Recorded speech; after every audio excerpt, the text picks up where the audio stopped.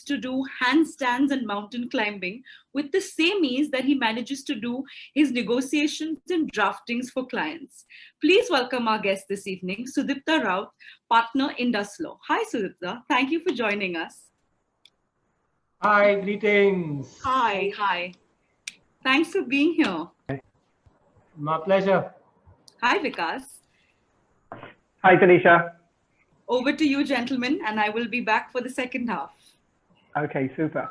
I did not know that you did handstands as well. That's crazy. It's an urban myth. So my daughter, so before we get into it, just that handstand thing.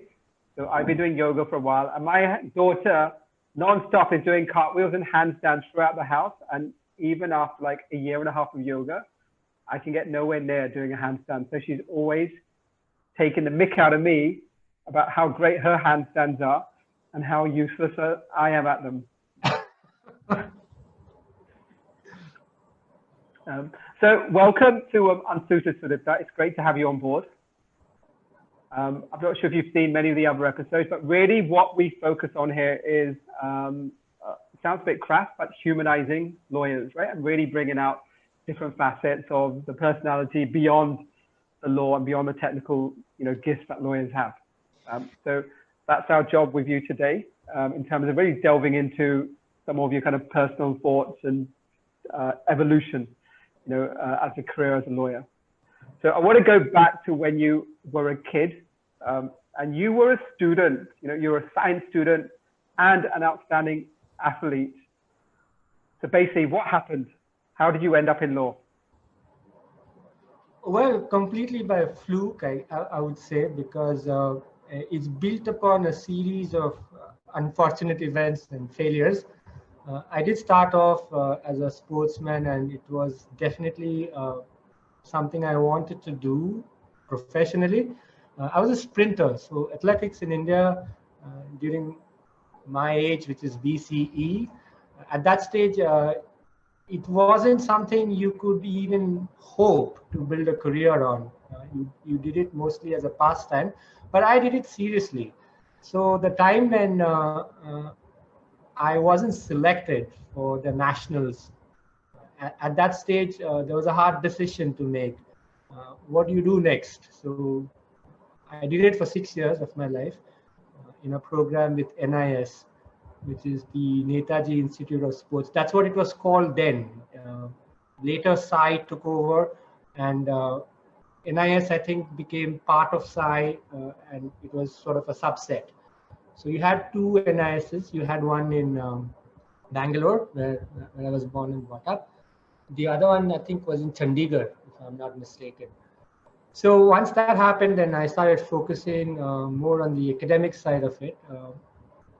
Then I did the usual entrances, your engineering and medicals and whatever it is. I was horrible at it. Then I took physics because that was one of my better subjects. So I started doing my bachelor's in that. And obviously you keep doing your entrance exams, you keep doing your engineering, or you keep trying for IITs and stuff like that. So IITs, I remember, I failed horribly. I in fact got 23 out of 100 in my physics paper. Yeah. A lot of people told me that's a good score. Okay, fantastic. And then a good friend of mine, he came up and he gave me this law school entrance exam form. And this person is also very iconoclastic sort of a gent.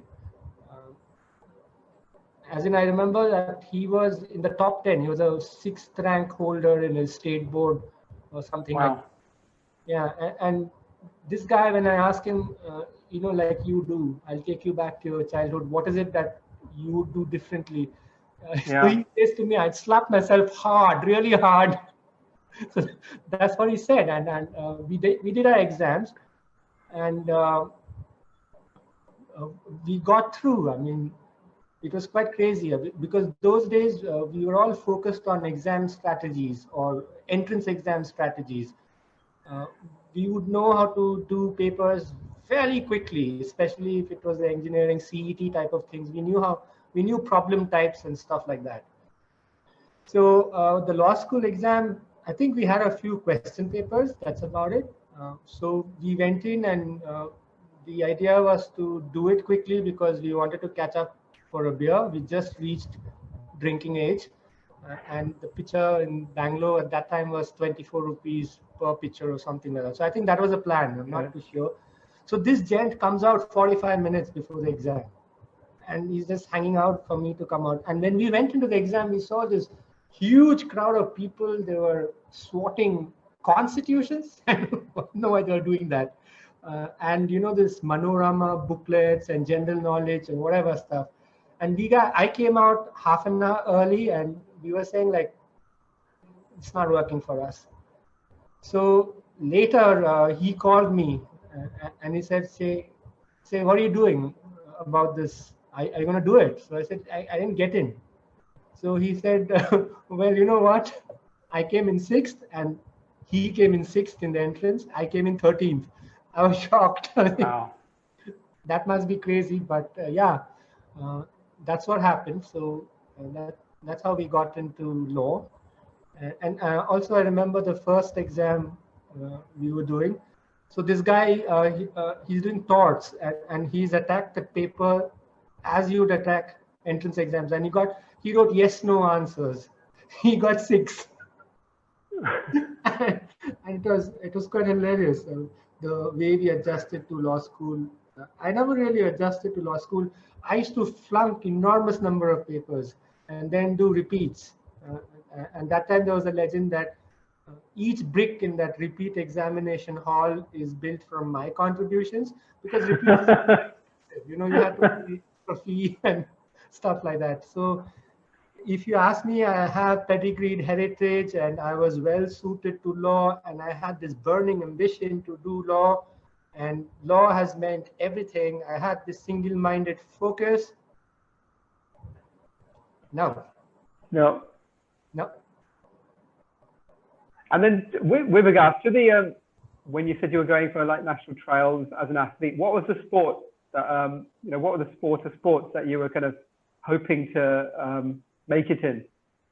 Well, 4 events: 100s, 200s, 400, and long jump. That is essentially how it works. The 400 was different because not too many 100, 200 meters would go on to the 400s, because 400 is a highly technical sprint. It's not mid distance or anything. It's a sprint, but it has far more technology involved in training for that event. I was pretty good at that. My 100 timings were not all that great. What really happened around that time was the entire official timing protocol also changed. We went from hand-timed races to electronic timed races around about that. I don't recall exactly the year, but that happened, and that it might seem a simple thing for anyone. It's just a question of changing the way you're timing, but it made a huge difference in your records. And records are like examination results. You need to also have a lot of consistency in your records. You can't just do a Bob Beamon leap and get selected. They will start looking at you very seriously if it is an outlier timing that you've got, and if it's not consistent. So that also plays a huge part in how you train for it.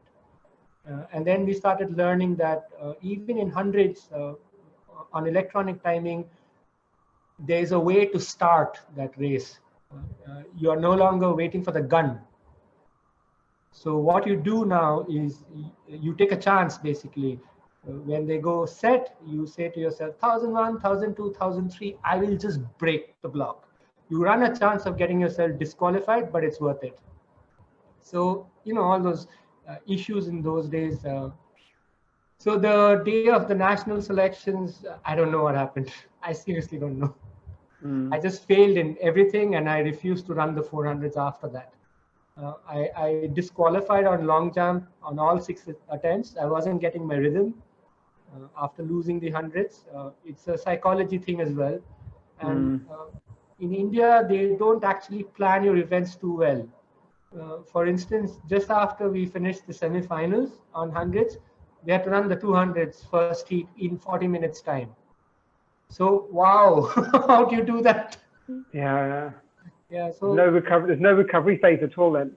yeah, I mean, it's a big problem, and you can't complain. I mean, these are official meets, and they've not thought that through. So, but things have changed now. Things have changed. I don't think that's the only thing that's not thought through when it comes to India and planning, etc.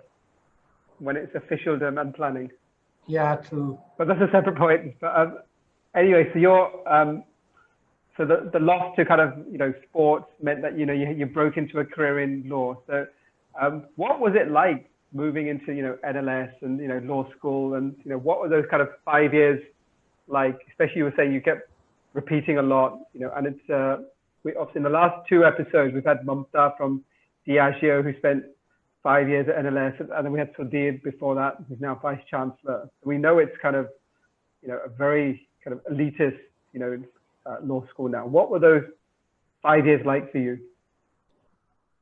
Well, I mean, all I can say is that I really graduated or managed to graduate because of the teachers. Because there were just 60 of us. Those days it was 60. And those were the formative years of law school.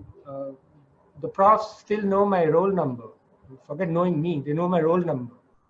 And there were plenty of them. I was truant as hell. I told you I would repeat every exam. And they would, there were lots of them who would pull me up, and they would do their best to reform me. I was equally stubborn, but there's a gentleman who used to see me, the professor of constitutional law. He's fantastic, really. I mean, he's one of the best lecturers you could have this side of the Suez Canal. But that person, whenever he used to see me, he used to his blood pressure used to go up, his heart rate used to go up, he used to sweat on his shoulders, and he used to rave and rant. One instance, he also paid my repeat fees because I'd forgotten. So he came in class, and he also had administrative roles, and he came in a class and he yelled that guy hasn't paid his fees. So I said, I don't have the money right now. Paid for it. So then I knew, it dawned on me much later that they really cared. A lot of them, at least 4 or 5 of them, really cared. And there are subjects where I have got O's, straight O's, which are outstanding. And it looks very strange in my marks card. And they used to call me a beekeeper with repeats and repeats and repeats, all B's all over. And there would be this 7 O's. And those were things that actually got me my job as well. And those were subjects which were quite intense.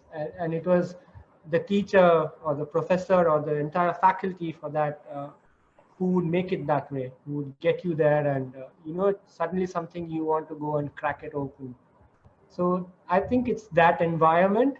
Also, we had like Mr. Jethmalani taught us two trimesters in criminal law. Wow. So you can't imagine how lucky that is.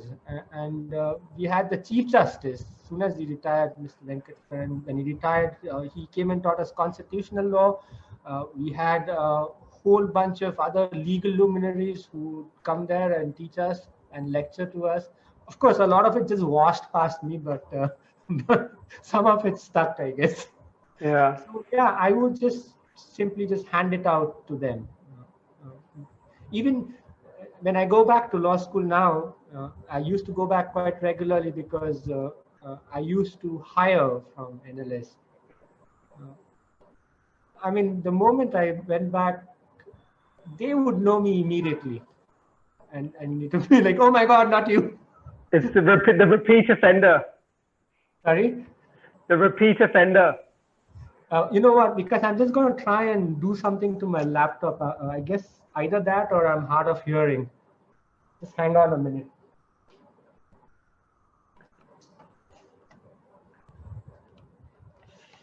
Yeah, sorry, you were saying? I said they would welcome back the Repeat offender. Yeah. Yeah. So you're getting the hang of it, huh? Yeah. Nice joke. Hmm. Um, um, Obviously, we know the NLF community is a very tight-knit community, and you're batch of the kind of mid-late 90s. A lot of them are general counsel today. They're managing partners.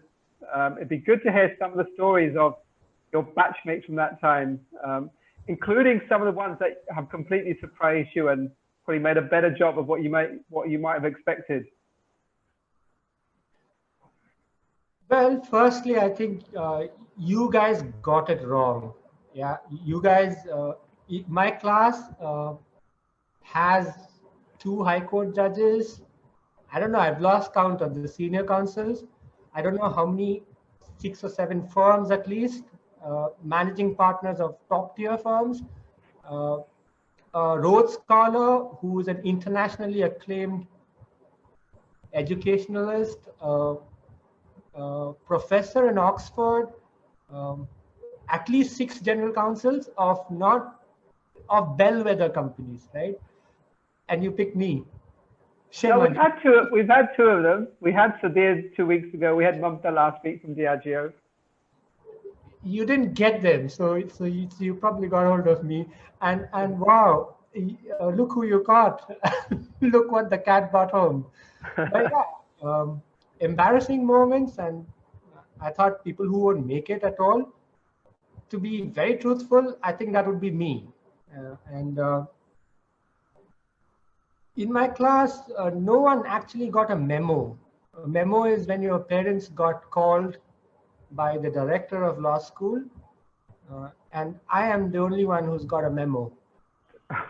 Yeah, it was a walk of shame, and I'll tell you how that happened. So I think it was one evening, and I was coming out of the law school library and into the walk, which takes you out into the coffee shop. So it's a ridge, and on that ridge, someone had planted a whole bunch of plants with pots, and it looked beautiful. So I was coming down the stairs, and I was fantasizing a football flick. You flick it with your right leg, and it comes down to your left. When I did that, it hit one of the pots, and it went crashing down and exploded. Like it went down the slope, exploded. So that seemed like it seemed like a pretty good trick. So I did 14 of them. Yeah, I did 14 of them. I went out. I came back after the coffee. And when I was coming back, I told you about the constitutional law professor, the one who sweats on his shoulders when he saw me. He was there and he was looking at this debris and he was aghast. And so he asked me like, oh my God, look at this. The students are hooligans. And I agreed. I mean, they're hooligans, like pretty bad. So I helped him and we kind of put it back together. And I thought to myself, wow, not bad. Now I've built a bridge with him. So I was feeling pretty happy, but it so happened that his colleague was watching the entire drama from the staff room. So I was quite happy, but I suddenly get a call and I walk into this room and both of them are sitting there. And from then that hall of shame started, the walk of shame. I didn't know what to say, but what really took the entire situation down was the way I had behaved, sympathizing with the prof, saying hooligans, I helped him. It just showed the fraud that I was. And they wrote a letter to my dad. He had to come the next day. And obviously my pals got to know about it. And then I'm going to let something like this pass. So they all signed up, they're all smirking. And my dad he didn't speak to me for about a year. Wow. Yeah. And I was in the director's room, Dr. Madam. No, it was NL Mitra. And oh boy. I didn't think, that was horrendous. You don't get to get called in schools or colleges, and to get called in a university. I didn't think my dad took it too well. He's ex-army, so it was terrible. Yeah. It was the worst moment of my life, but well, things happen. Yeah, but that must have been a good kind of was that like a turning point then for you No, No, Jesus Christ. Oh my God. no. I mean, uh, I got used to it. I mean, uh, well, I mean, You just learned to get away with it a lot better. yeah, I mean, it's just something you handle with life, and then Yeah. in that kind of community, you're labeled pretty quickly, and people know you're a little insane and a bit of a maverick and the class dodo. So it's cool. It's fine. It's a wonderful disguise to hold on to and do your own stuff. But yeah, I got serious in the 5th year. I got really serious then. Okay. Well, you were saying that you were the surprise kind of person to have made it as in a career in law from your batchmates, but you went from after graduate, you did you were at Trilegal in its early founding days. You also did a stint at Clifford Chance, Lutra and Lutra, Graham Legal, founding partner at Sunbird, and now you're at Indus Law. So you've done pretty good for someone who's messing around for many years at law school. So one, how did you do that kind of transition and working in these kind of large mixture of large corporate firms as well as your own smaller one? What is that journey like?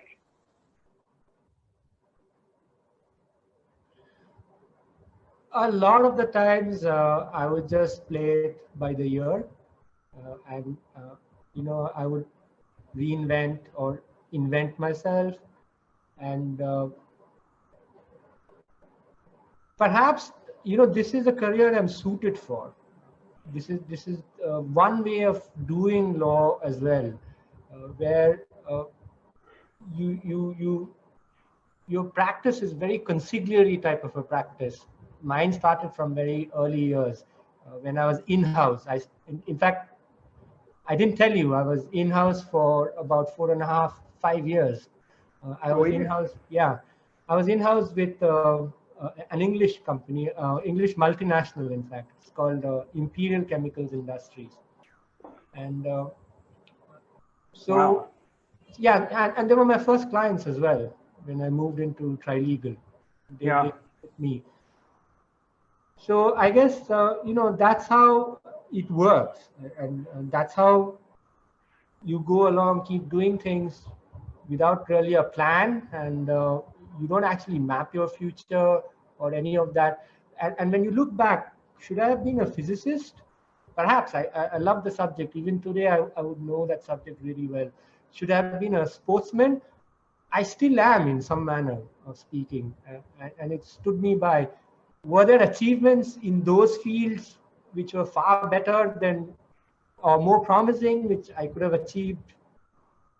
Or is law has finally stymied me, or it sort of blocked my career in any way? I don't know. I mean, I have no idea of that. And how do I really explain this? You want to play a quiz with me? I'll ask you a question. You answer it, or any of your colleagues. Okay. And if you get it right, I'm going to donate 10,000 rupees to a charity of your choice, or a cause which either IDEX or Unsuited runs. So there's this guy, he's a neurologist, and he said, I would rather be recognized for what I did in neurology than what I did while running. Would you know who this guy is? No. I'm going to call any of my friends on this panel. So I'm going to time you in that case. 1. All right. You got till 8. 1. Tanisha, Akash. 4, 5, 6, 7, 8. Right. This guy is Dr. Roger Bannister. And Dr. Roger Bannister, you would know, he broke the 4-minute barrier to run a mile. And that barrier was such a psychological barrier in sports that people struggled for 40 years to do it. Dr. Roger Bannister broke it. And Dr. Roger Bannister is perhaps one of the most celebrated athletes ever in the UK. Or anywhere in the world. Anywhere, yeah. Anywhere in the world. right? And I did stand once in iffy grounds on the track and field in Oxford, where he broke the mile barrier. And that's where I saw this line, that I'd rather be recognized for neurology than for my running. For a man of that stature to say what he did, I realized that, I would rather be recognized for what I do in law than for anything else. And that is got nothing to do with what I did before, or even in the institutions I was in, whether it was a different calling or a different firm or a different setting, doesn't matter. So I think that's my Dr. Roger Bannister moment. Yeah, yeah. It's a great analogy, actually. So that's a super analogy. You didn't make 10,000 rupees. I swear I'd have given it to you. We can still hold you to it. We know you're a generous spirit, so we could still hold you to it. Okay. But would you have done anything differently over your career? Because you said a lot of it is unplanned, it's spontaneous. Anything you would have done differently?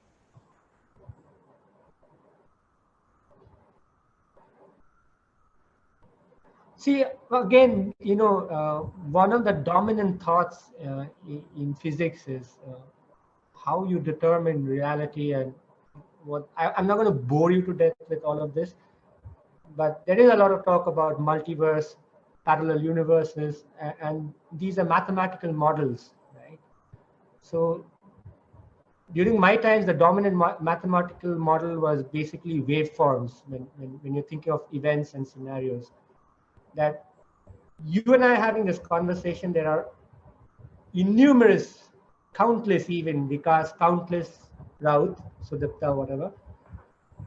Everything that we do at every instant, the smallest instantaneous point in time, will make the other waveforms collapse. And that's how imponderable the problem is. Like, you can never figure out what the alternative could have been. And I think that's true for me as well in terms of, would I do it differently? I seriously don't know. I don't know what would have happened if I hadn't kicked those pots down that day, or what would have happened if I got more O's in my marks card, say 25 O's. I don't know what would have happened then. I don't know what would have happened if I continued doing my BSc. So it's pointless to even think. So I would say that, yeah, I'll stick with that Roger Bannister moment. Yeah. Also, Doctor Strange from Avengers. Yeah, yeah, there you go. Yeah. We should play this quiz game. You should also be put on the hook for, and you have 5 colleagues here. Come on, shame on you guys. They should have. That is, I know. I have not a great bunch of intellectual friends here. I can see, and I'm not, it was horrible that none of them would answer. You could have Googled it, for heaven's sake. No, I should stop you from Googling it. I should think of next. I'll do it again. Hang on. I'll give you a chance. No, we're going to keep interviewing you now. We'll see. I'll reverse the roles. You can just donate to us anyway. So look, you've also we've got to move a bit more into the kind of the law firm bit, but you've worked at newer firms, you've worked at established firms. What tips would you give to both sides? So what do you think that newer firms, smaller firms can learn from the larger ones that are going, and vice versa? Before COVID, I would have had a lot of foam in my mouth, blathering a lot of nonsensical things. I think what has happened is that I read a lot of near future science fiction on hard science, things which are very close approximation of what can possibly happen. A lot of it is very dystopian. Near future science fiction as a genre is 75% of it is dystopian. What has happened now with COVID is our future has got yanked into our present. Yes, yeah. In a remarkable way. I mean, it's quite crazy the way that has happened. And the way we are working now as a law firm has gone through a sea change. It's become very different in the way we work, because the traditional way of marketing, and you will know this much better. In fact, IDEX Legal themselves are also going through a huge sort of a revamp in the way you're marketing yourself, in the way you're conducting your business. and in the way you're presenting your programs now. So you know already that our marketing strategy has changed, and changed because of the circumstances. Our way of working has changed because of the circumstances. So the technology that has come in now, for instance, digital hearings in the High Court and the NCLT, digital filings, video conferencing, yeah, work from home. We never thought this would be possible. And the completely heightened collaboration now in the deals that I'm doing right now. When we go on an all hands call, the dynamic is so different from what it used to be before. And the entire way of doing this business has become so drastically different. We've been sharing screens and actually working on the same draft with 4 different people from 4 different firms. And I'm not talking, small firms or any of that. I'm talking the real creme de la creme firms. These are local. These are all your local competitors. You're saying? Sorry, local? Your local law firm competitors, or you're meaning international firms? I'm saying international firms as well. I mean, the deal that I'm working in right now, this is run out of Palo Alto at the moment. Yeah. The way the drafting is done, the way the negotiations are done, has changed completely. Has become much faster, more collaborative, far more technology orientated, and you can also imagine that the billing models have also gone through a change. I'm not talking about concessions because of COVID or payment discounts or any of that. I'm talking about even the way the traditional bill by the hour or the capped fee or the blended rates worked before. Those have changed completely. Yeah. Okay, I mean, it's a little arrogant for me to say that in such a general sort of a way. It's changed for me, right? In the last 4 months, and 99% of my transactions or my work and my clientele are overseas. Yeah, so I'm seeing a tremendous change in the way these are working. The way I'm writing my proposals now have changed. The way it's being negotiated has been changed. So also the way we're working. So at this point in time, to say to the new firms that take a page from the traditional firms and this is how you work, or tell the older firms or the traditional firms that, hey, you know what, the newer firms have got a way of working this. I think all of that is down to ground zero. Everyone on the same platform at the moment. You have to reinvent, innovate, and find those niches very quickly. So yeah, I mean, that's an interesting point because like in the last decade, like in, India, I'm talking about the India market, right? In the last decade, we have seen a tremendous evolution in the role and functioning of the general counsel. And they've gone from being very much, a cost function, not taken very seriously, in all honesty, by the business, to being, very much a leader within the business, especially the MNC in-house counsel. The Indian ones are still, the big guns that, your Reliances and Tatas and that are different, but still it's more the MNC GC has really transformed. But I don't think, one is that's, what we're seeing when we talk to clients, when we talk to law firms, but we haven't seen that level of transformation in the role of the lawyer and the Indian law firm, in India. And we're constantly getting more gripes from clients here that, the Indian lawyer is not keeping a pace with our development and our pressure to answer to the business. So to what extent do you think Indian law firms, are kind of sleepwalking, into relative, for me, I think, insignificance?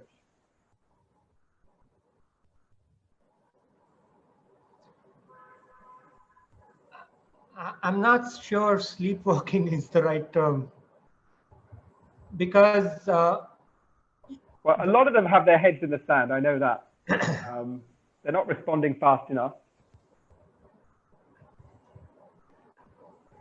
How do you respond? This is very thought-provoking, really. How does a law firm manage its business? How do law firms build their business models, firstly?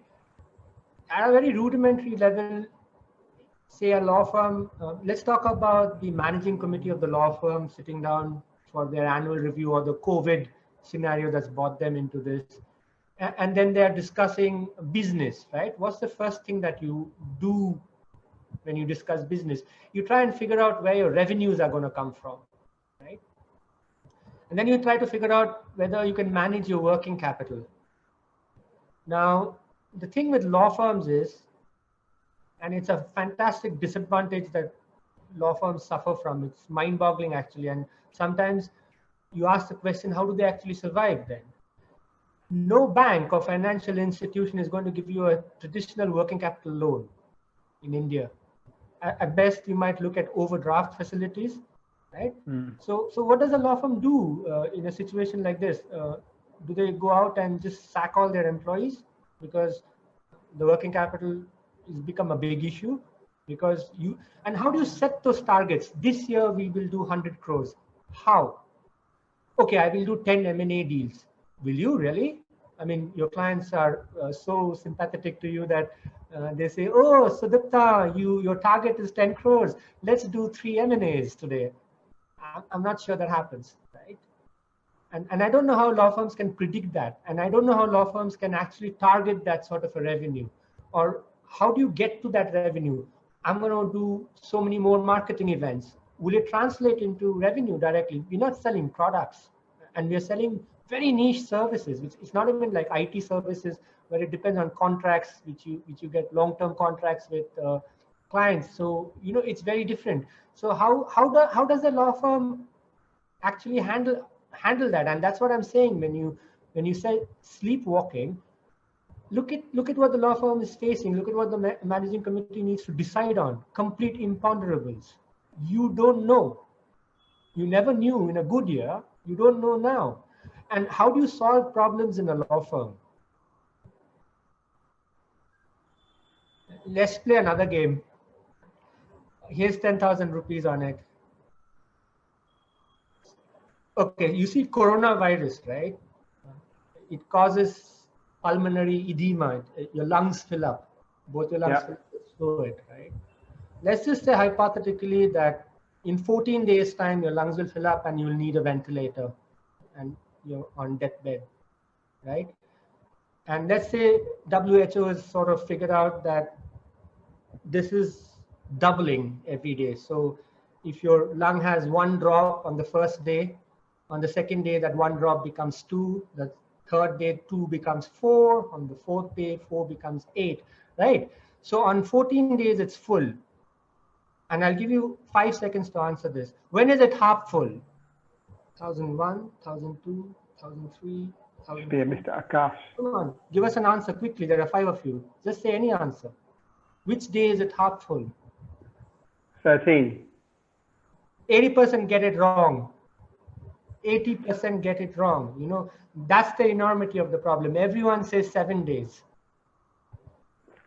So problem identification that's 10,000 for your cause. Yes, thank you so much. We are banking that. Cool. I'll do online transfer. But that's the issue, right? Instinctively, you'll say 7. And that's pretty much, I know I didn't do this right. I didn't create the right simulation, but that gives you an idea of the problem the managing committee in a law firm is facing. By the time they identify the crisis, on the 13th day, it's going to avalanche on them. Law firms blow up spectacularly when they do. If you've seen Dewey in both, and there have been many before that, but Dewey is the more recent example in my head because one of my partners is from Dewey in the Mumbai office. When they go up in style. And it's amazing the kind of stories that, the kind of insights I get from my partner. And it's a very difficult task. I mean, I don't know what our managing partner is going through right now or what the managing committee is going through right now, but that's not a problem I would want to really handle at all. Yeah, and I think this could be quite a pivotal moment in the Indian law firm model, actually. So I think that we may and probably we should see more kind of blow ups over the next year or two, because I'm not sure how much I think they may be starting to grasp with the fundamental issue that we're dealing with a severe economic downturn for a while that's coming. What if, I know you have been founding partner before, your partner now. Yeah. Hold, I'm so sorry to interrupt, but I want to come back and ask you. You think law firms are sleepwalking? They've got their heads in the cloud?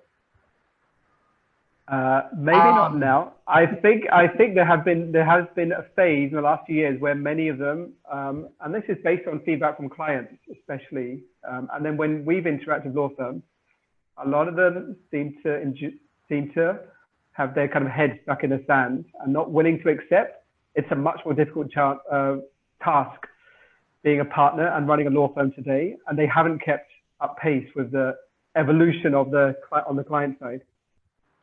How can IDEX Legal help in this situation? What is your plan? How do you think because you're in the industry and we see you as a very necessary adjunct now of the number of years that you've spent, and you've done amazingly well, I should say, because I'm there in most of your IDEX events. I love it.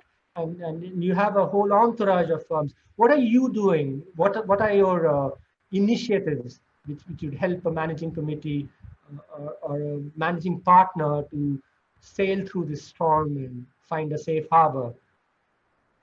I think we should actually take that more offline, because this is about your one. But otherwise, it's interviewing me for this, which is not the purpose of this show. When you're interviewing me, then I'll answer that one. Yeah. But no, it's a great point, and it's something that we do. We are constantly thinking through as well, like what is the value add that we should be providing at this moment in time. I just want to skip, because Tanisha is dying to get on and interrogate you. So I want to ask one question, which is again another kind of serious question about the law firm fraternity at the moment, and your viewpoint on that, which is we read about a young lawyer who committed suicide recently in Delhi, and it's often said that it's a very highly stressful profession, and lawyers constitute a significant level of kind of the mental health cases that we're seeing across careers. And I'm not sure if the data we're not sure how well the legal fraternity in India is actually tackling, or kind of acknowledging this kind of challenge for the fraternity. What are your views around that, and what do you think that the legal fraternity, and I'm talking about in-house and law firms, can do to really tackle this kind of challenge around mental illness? And it may kind of be also getting more serious at the moment, because work from home is not easy for everyone, right? Because you're having to balance personal life, family, a lot more, and the work stress in this kind of crunch period we're in. What kind of advice would you give for the fraternity to deal with this significant problem?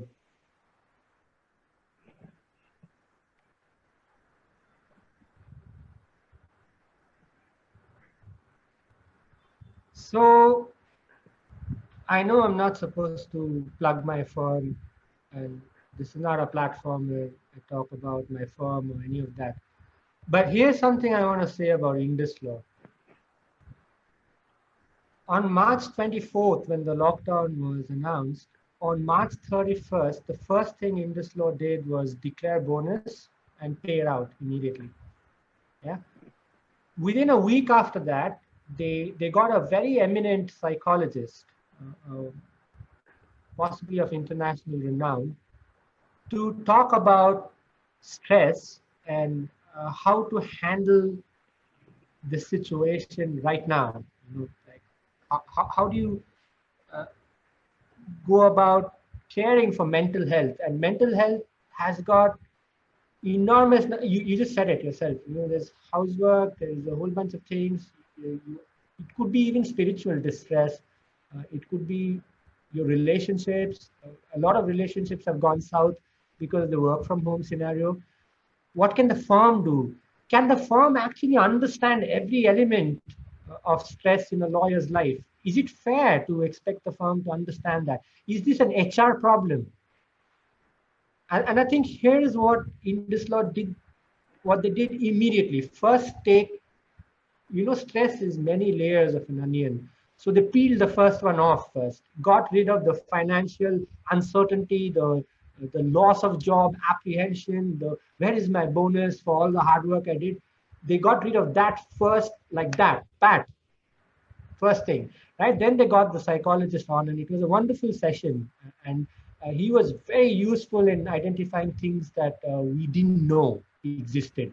And he started identifying, you might be under stress and you may not even know you're under stress. Hey, quiz question, okay? We'll make this objective. How many senses do you think we have? 5 senses? 6? 6. Sorry, don't answer. 5, 6 senses. 9, 21, 53. Only one answer and 10 seconds. Anyone can answer. If you guys are on mute, please unmute yourself and answer it. So 1, 2, 3, 4, 5, 6, 7, 8, 9. 6 senses, I think. No one else is answering. I don't know why they're doing that. Tanisha, Neha, Akash, Ria, this is like you must try and make some money for your causes. We have 53 senses, Vikash. Could you imagine? I mean, that's what I learned. We had 53 senses. And these they are your windows to the world. That's how you feel the world around you, right? Now, any one of these sensors could be at stress. You don't know. I mean, if the temperature is high, then the sense of temperature, which is, by the way, a different type of sense itself, you get stressed because it's very hot or very cold, right? And that stress translates into mental stress as well. Then there is many other sense of motion, then there is a whole bunch of them. So the important thing to understand here is there's also the sense of balance. It's not just about how you're balancing on your bicycle, or it's the eustachian tubes in your ears which keep that sense. Balance is very important in life as well. I mean, how do you balance all of that? Can the law firm figure out what is happening with that balance? Work-life balance, for instance. Can the law firm really figure it out? No, not really. You can't. What can stress me out? Perhaps a more capable person, it's a cakewalk. What can stress my colleague out? I might be able to do it in 10 minutes. I don't know. So what does the law firm, what can they do apart from taking away the more obvious sides of it and trying to build a culture of cohesion and build a culture where teams work together, so you know your workmates very well and you're able to spot it before anybody else is. Is the business model of the firm correct in terms of are we pushing people too hard? Are we giving them, you have to have so many billing hours every year? Are we saying that? Is that causing some sort of an issue? There are very many examples which will have to be examined at greater depth, and it's all a revelation. I was shocked when I thought people have 53 senses. Yeah, I've never heard that level. Yeah, and I'm thinking, yeah, and when they say the sense of balance is so important, and I think that's very crucial. How do you balance yourself out always? So it behooves on all of us, not just the firm, to think about this, and it behooves on the way we interact with our colleagues, how we run our teams at the grassroots level. It's not really an HR question. It's a lot of people relegate this to HR, and unfortunately a lot of HR guys take the lamb for it. If something like this happens in a firm, let's say I had an issue, someone young gets a heart attack, and unfortunately there's a fatality. A lot of the flack will come on the work culture of the firm.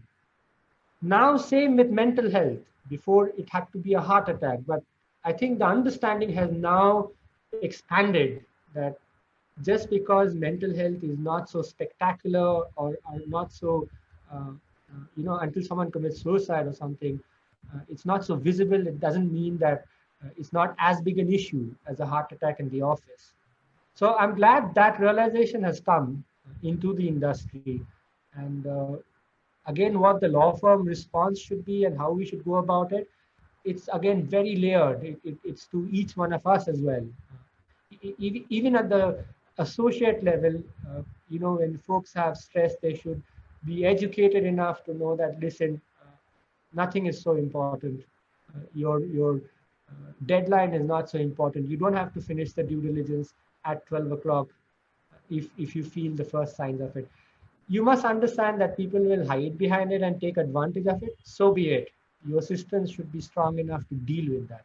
I think that for now is the exploratory, touchy-feely approach, but it's a very important question which you raised, which will become quite a topic, and it will have to be answered in a very systematic and organized way. Yeah, okay. Well, thanks. This is the end of the first part. So thanks so much for your kind of thoughts, opinions, and the questions as well back to me on this first part. I got one right, so at least I've banked some money for a charity, which is very cool. That's 10,000 rupees, yeah. Yeah. So we're going to hand over to Tanisha now. So she's going to do, you're going to be doing your skydiving demo, and then she's going to interrogate you after that. Right, Tanisha, do you want to come back on? Yes, I'm back. All right. Thanks, Sudipta. Thank you, Vikas. Thank you. I wish you'd ask me questions on diversity and homosexuality and transgenders as well, because we were I will leave. Yeah, Tanisha might be able to put some of those in, actually. Yeah. No pressure. Wow, so that was some excellent cross-questioning there. So you've totally turned the tables round and ensured that you put Vikas in quite a fix. Yeah, I saw him squirm. That was fantastic. I just want to forewarn you that I'm not as well behaved as Vikas, so I'm not going to sit here and squirm. I'm just going to hit the leave meeting button. Okay, so I'll make your toes curl. Wait. Please don't cross question. Please don't test my GK. Don't test my science. Oh, I will. Thank you for saying that. I will. Vikas is still online, so you can earn more money. So I'll just turn off my camera and we'll start his the minute you start the cross question. No, I'll just throw questions. You guys can actually make a lot of money this evening. I'm actually quite invested because my mother-in-law runs an NGO. So, the funding. Fantastic. Yeah. Make a lakh for her. And